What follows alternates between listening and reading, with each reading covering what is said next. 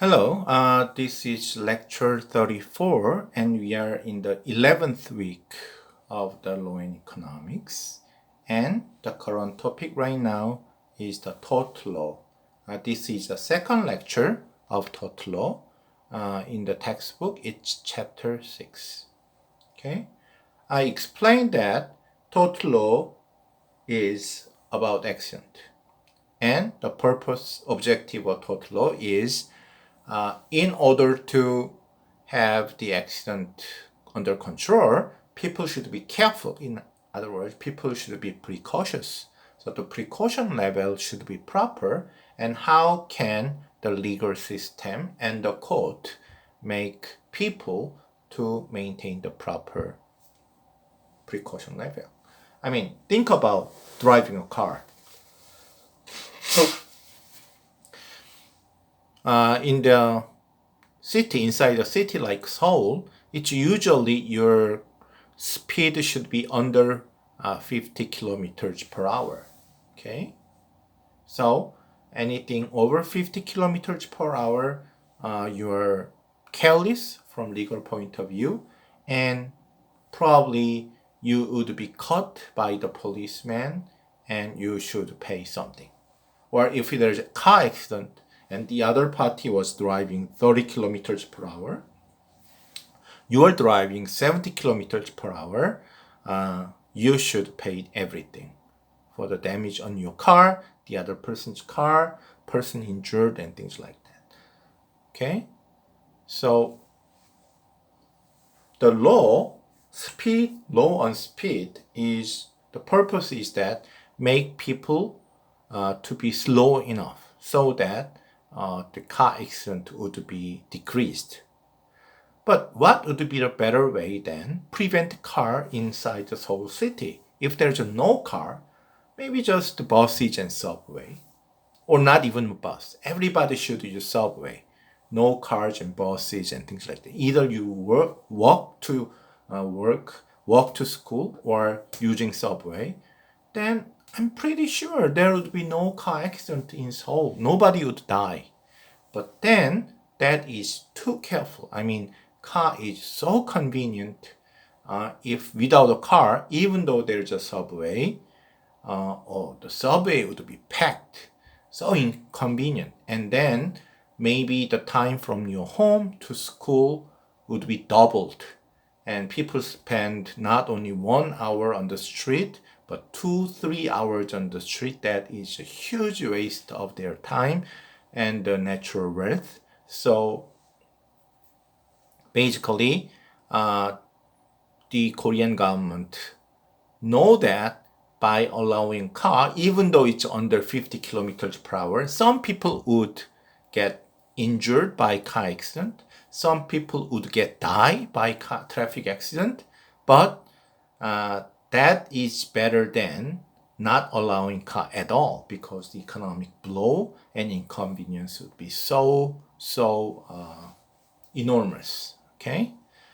Traditionally, there are 3 elements concerning tort, accident. Number 1, the harm. If something bad should happen, downward shift in the victim's utility or profit function. Someone smoked in the mountain and then throw out the butts or the whatever he was smoking to the forest carelessly, and there's a forest fire. But then the owner of the forest, the mountain, would have a huge monetary loss. Okay? That's harm. Or you are driving a car and hit someone on the street, then the someone would get injured. That is the downward shift of utility. So this harm should happen. Without harm, tort law cannot be. Like, I was threatened. The car ran so quickly, I was almost hit. That is not the harm. You should be hit and got injured and things like that. Or I bumped a car, but there's nothing wrong with me. The car slightly bumped me. Okay? For example, when I was 20, there's one driver who bumped me. I mean, I was standing there, the driver stupid enough not to see me. I'm a big boy, even at the time. But then somehow this driver was novice, first time driver, and couldn't see me, and she bumped me. And even though I was surprised, I wasn't got any injury. So I said, okay, just be careful next time, things like that. So if I'm not harmed, then the total law cannot be applied. Do you know asbestos? Asbestos is, first of all, I heard that it's very bad for your health, especially your lung. Asbestos, I have a special experience on that. I'm going to tell you. Asbestos is basically looks like cotton. Okay, so it's very soft and very warm. One difference is the cotton is made out of plant. Okay, you have a cotton plant, so you put out the cotton out of cotton plant. Asbestos is not the plant. It is a glass. You just make a very, very thin glass, like I don't know, caramel or something. You melt the glass, and the glass can be very thin fiber, and this thin fiber over each other. But then it looks like as if you have a cotton, but actually it's not cotton. It's glass. Just search in the Google and you will find out. This asbestos was first discovered, I think, 1960s or something, and people really liked it. My mom and dad built a house in 1973 or something. I was like 5 years old, and then I saw the asbestos. My mom explained to me, look at son, this is asbestos, this is really great stuff, and we are going to use it a lot in our house. Why? Because, when you build a house, it's so cold. Yeah, when it's cold outside and you have a wall that's cold outside and you have a heating here, but all heats go out. So you need something like cotton or clothes inside your wall so that even though you are heating, the heat does not go out. Okay, so it's not only wool, but you have something like cotton inside the wall. So between two walls in your house, inside it there's a cotton. So what this cotton is doing, keeping the heat from inside, not getting out in winter. Or in summer, you have air conditioning, cold air, outside is hot, the cold air does not go out. So it's keeping, whether it's a cold air conditioner air or warm heating air, keeping it inside the house is very important. Otherwise, it would be so cold and so hot. Okay? The problem with cotton is, as we saw recent tragic accident many times, the cotton get burned. So if there is a fire in the house and you have a cotton inside your walls, your house would be burned to death, ashes. Wow. Okay? So when people found out this cotton out of glass, which means asbestos, they are so happy because it's made out of glass. It's not going to be burned, but it still keeps the heat inside your house. So it was so widely used, including my house where still my father and mother lives. In many buildings, the asbestos was used widely, but then at some point 1980s or something, it was found out asbestos is very bad for your lung because these small glasses, asbestos was made of very light small glasses. Sometimes that small glasses comes out into the air, and when you are breathing, it goes to your lung.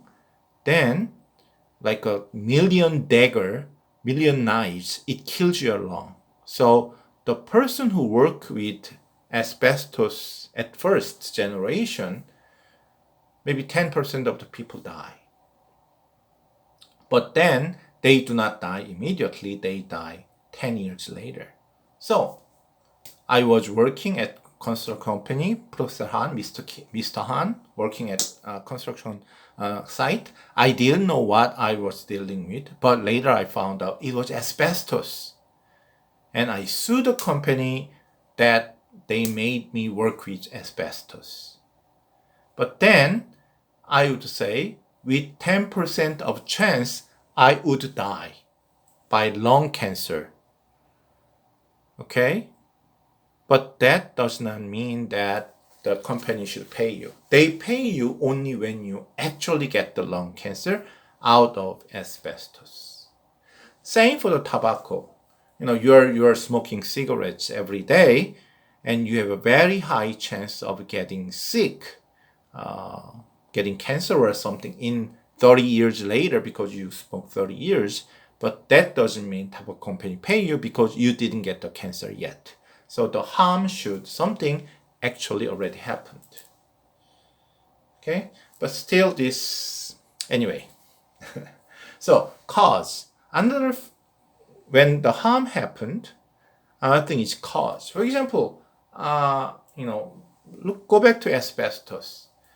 First, Han worked with asbestos, and 20 years later, he got lung cancer. But one thing still remains. First, Han's lung cancer was caused by the asbestos that he faced at the Yonsei University. Then Yonsei University paid Professor Han for his lung cancer. On the other hand, if Professor Han cannot prove, maybe Professor Han, I'm not smoking, do something else, and then let's assume I'm smoking. I never smoked in my life, but let's assume I'm smoking. So Professor Han smoked and exposed to asbestos, and he got lung cancer. And it's not clear whether it was because of tobacco he was smoking or asbestos he was exposed. So that is cause. So here, for the long time from the past, the legal people, the judges and lawyers, they have something called the but-for test in order to find out what caused this. It's very simple, even a little bit stupid. I'm kind of ashamed to explain, but it is, if it was not that, would the accident happen? If it was not the asbestos, then would Professor Han get the cancer, lung cancer? The answer is no. If the asbestos was not there, he wouldn't get the lung cancer. Then it passes the buffer test. So the harm was caused by the asbestos of Yonsei University. So Yonsei University pay, something like that. But if the asbestos was not there, still Professor Han would get the lung cancer. Then the cause is not there. So that is buffer test. Okay, continue. But this cause is a little bit tricky too, because we have to consider the distance. For example, Mr. Kim drove a car and hit Mr. Park. Okay, and why did Mr. Kim hit Mr. Park? Number one, maybe he was sleepy. Why was he sleepy? Because Mr. Kim's wife was angry at Mr. Kim and shouted at him all night long. So Mr. Kim couldn't get a sleep at all. So in the morning, he was very sleepy on his way to the company. He hit Mr. Park. So according to buffer test, if Mr. Kim's wife did not yell at Mr. Kim all night, would Mr. Park be hit by Mr. Kim? The answer is probably not. So whose fault is it? The sleepy Mr. Kim or the Mr. Kim's wife, Mrs. Kim, who yelled at his husband all night long? Maybe it's Mrs. Kim who yelled at all night to husband. Or what about Mr. Kim's parents? The parents, if they didn't make Mr. Kim, would there be any accident by Mr. Kim's car on Mr. Park? Come on, Mr. Kim wouldn't even exist if he was not born. So the reason why Mr. Kim hit Mr. Park by his car today is because his mother and father made him 35 years ago. So whose fault is this? It was all caused by the parents of Mr. Kim. We can go on and on and on. We can go to the grandfather, great-grandfather of Mr. Kim, or if you think Mrs. Kim yelled at Mr. Kim all night is really important, then why she was angry? Maybe her neighbor said bad things about her and husband and things like that. Mrs. Lee, we have to blame Mrs. So there are so many causes for one accident. So maybe there are millions, okay? And we cannot punish all of them. So we have to consider the cause and reality, the buffer test with the distance. So how direct and immediate the cause was. Mr. Kim's sleepiness, I think direct and immediate. Indirect and remote. The action of Mr. Kim's father and mother who made him like 35 years ago, come on. Yeah, but it's so indirect, so remote. There is an interesting case in 1928 in New York City. There's a Mrs. Palsgraf versus Long Island Railway. Mrs. Palsgraf was waiting for her train at the platform. But the platform across it, there was another train which is about to leave the station.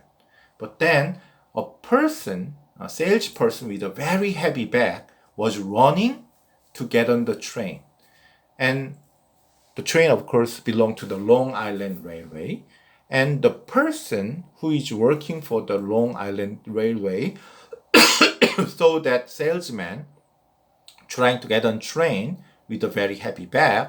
He followed the salesman and pushed him into the train. Now, already there was a pushman who pushes people into the train. Anyway, the Long Island Railway staff person was good enough, so he was successfully pushed the salesman into the train. The problem was the man was inside, but the heavy bag inside in the hands of the salesman dropped on the platform. What is unexpected, what is great unlucky stuff is that the salesman was a salesman of a firework, like in the summer, like so at night the firework blow up in the sky and it's so beautiful. So he want to visit one of the customer to show the fireworks. Of course, when it hit the platform, the firework exploded, and part of the firework went to Mrs. Palsgraf, who was waiting for another train, and Mrs. Palsgraf was hurt and burned by that firework. Of course, I think the Mrs. Palsgraf got hurt. She wanted someone to pay her the hospital fee. So it's one thing that she charged the salesman, the salesman of the firework, but she said, the richer party I sue, the more money I can get. So she sued the Long Island Railway. Why? Because the staff member of the staff of Long Island Railway pushed the salesman into the train. Okay, what was the verdict? the verdict was, okay, the Long Island Railway cannot be punished, cannot be charged, don't have to pay money to Mrs. Parsgraf, because, how can the staff of the Long Island Railway know that the salesperson was a salesperson of firework and the bag was dangerous? He was simply doing his job, so Mrs. Parsgraf may sue the firework company for carrying such a dangerous thing, but not the Long Island Railway. So, of course, that's the how Butford test works. It's not very scientific, but anyway, the checking the causality. Breach of duty means wrongdoing.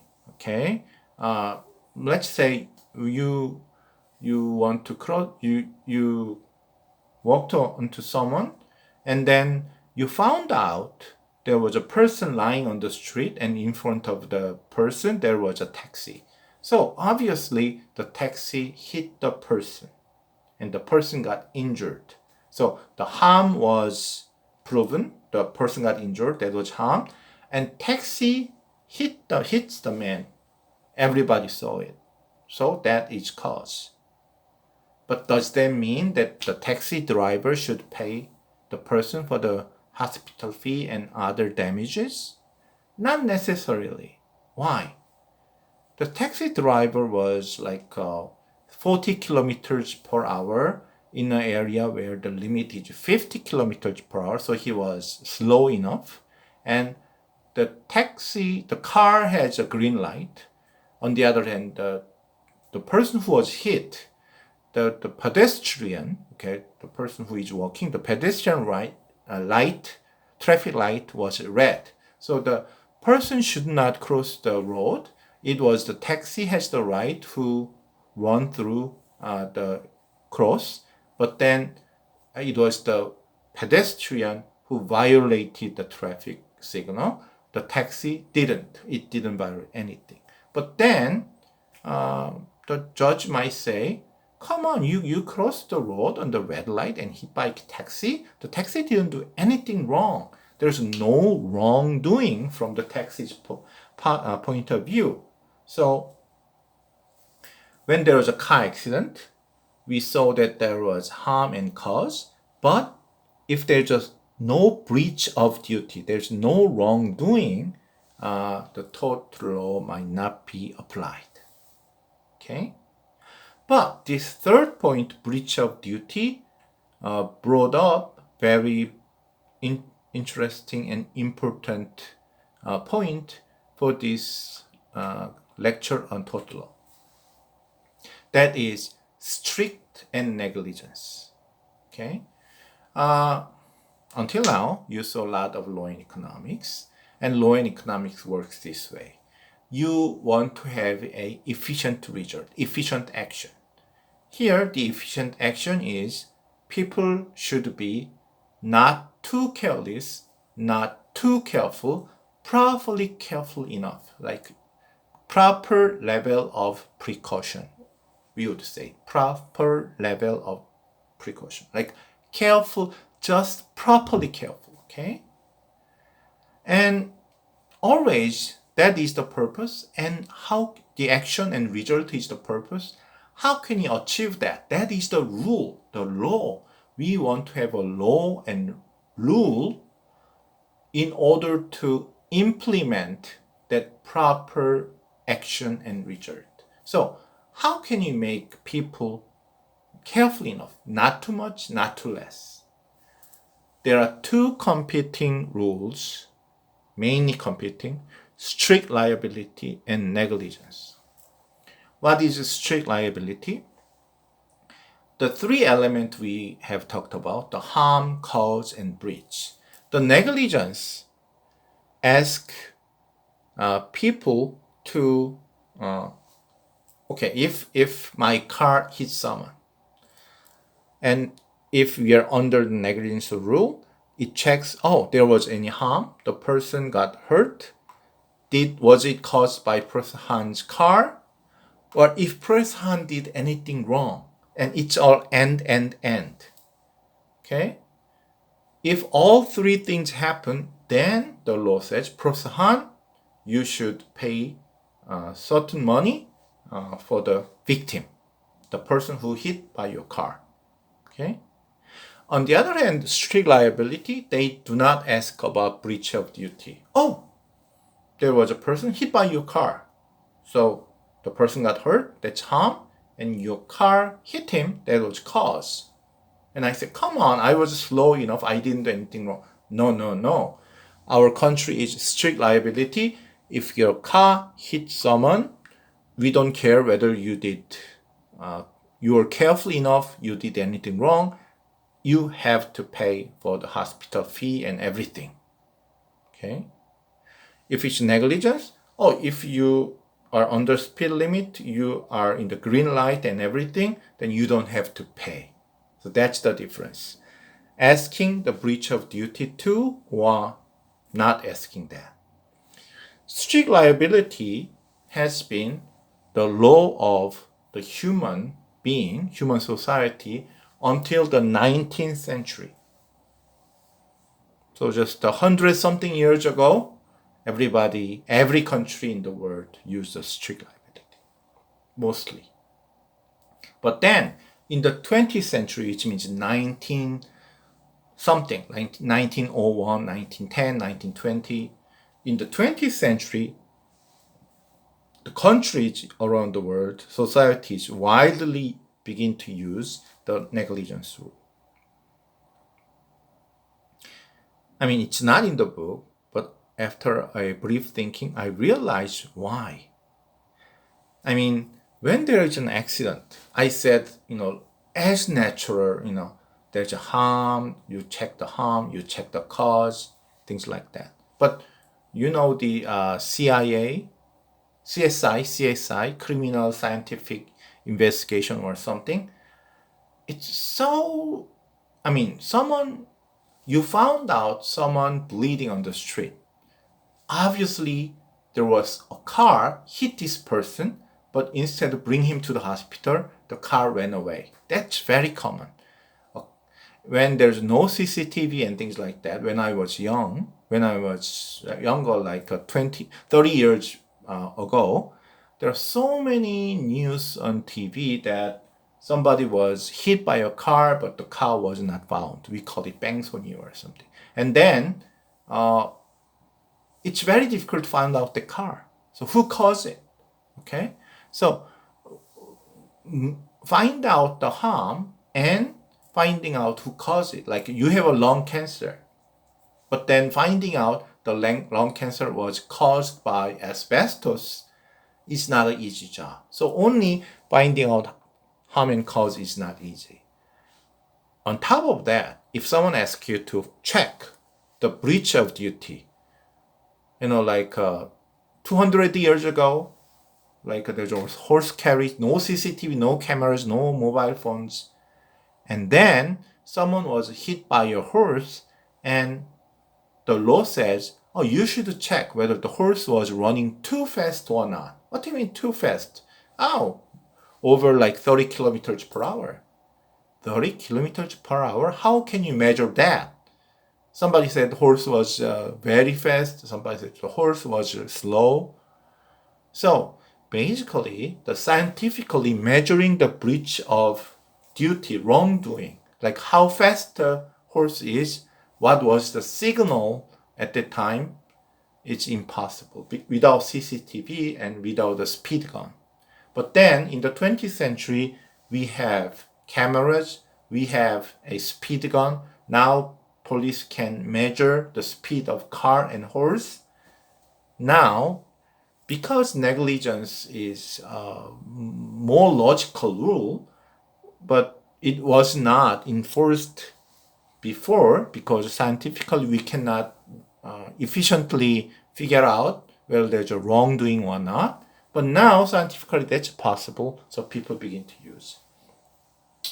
Another point is, but that doesn't mean that the negligence is widely spread now. Like this strict liability totally disappear? No.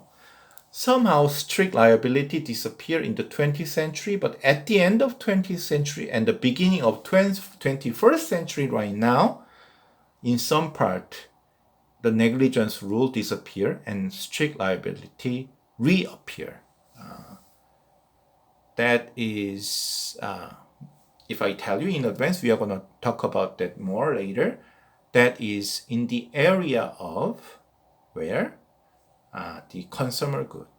Okay, when the consumer do something not very careful. For example, you sell a toy to a boy, and the boy played with the toy and swallowed the toy. Whose fault is this? Of course, the boy or boy's mom's fault. I mean, how can you swallow a toy? How can you allow your son, baby son, to swallow a toy? You should have been more careful. But then somehow the consumers say, come on, we are not an expert. We never thought about the baby boy would swallow the toy. So it's too much for the toy company to ask us to be careful. The toy company should expect that because we are buying this toy just once, but this toy company selling it to million people every year, and some baby would swallow it. So they have to make sure baby would not swallow it, maybe big enough or something. So instead of asking the breach of duty or wrongdoing, carelessness to the consumer, the baby or baby's mom, when you sell something to the baby, the company should be careful. Strict liability. Your toy was swallowed by the boy and make him to go to hospital. So harm the hospital thing, and then treatment, and cause your toy stuck in the boy's mouth. Okay, then don't tell me the toy company was careful enough or not, because we found out it's too much to ask the mom and the small baby boy to be careful enough, something like that. So the consumer product case, the strict liability is coming back.